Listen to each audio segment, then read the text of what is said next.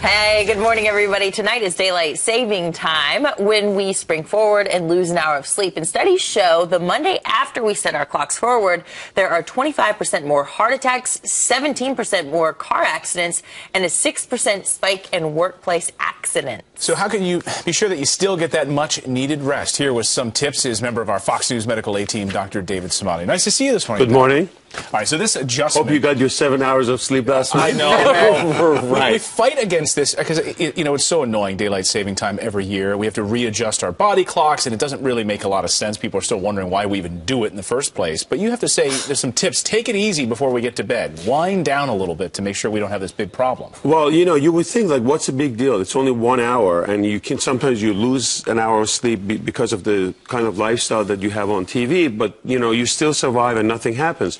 But there are changes that happens physiologically that you're not aware of. So the numbers that Anna just mentioned.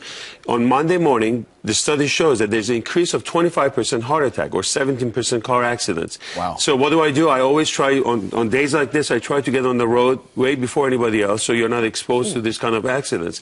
But there are things you can do. For example, what I do is on Saturdays, today, I always change the clock already because my system has 24 hours to get used to it.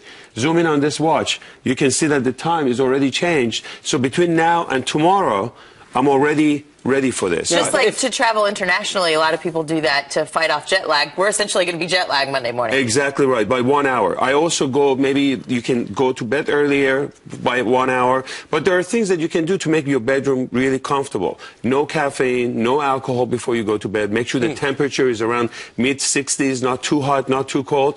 Don't exercise right before you go to bed because you're going to be all wired up. And put your cell phones. I know you guys have all these cell phones and laptops. That's a problem. Put them away. Keep them in another room, plug them in. What about eating? So not a huge fatty food right before you go to bed. That's a very good point because you're going to be uncomfortable, you're going to be up. What I usually recommend is a cup of tea. Chamomile tea is great for you. If you really have problem sleeping, then take a very small dose of melatonin.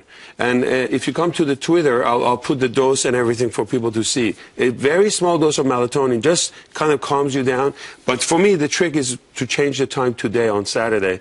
By the time you get to tonight, I'm already set for it. So morning exercise is best. Don't overdo it throughout the afternoon and stay away from the electronics and caffeine before bed. Absolutely. And use something natural like melatonin as opposed to a different sleep aid. Yeah, I don't like those drugs. I don't like any of these drugs. I think like there's some after effect, but the sleep pills, it's not good. Yes, exactly. It's not worth it. So melatonin is good. Chamomile is good. Hey, Eric Sean has been talking about warm milk and banana. If that works for him, go for it. It never works for me. So he's a very wholesome man, Eric Sean. A good guy. Dr. Sean already. Thank you, Doctor. All right, guys. Good to see you.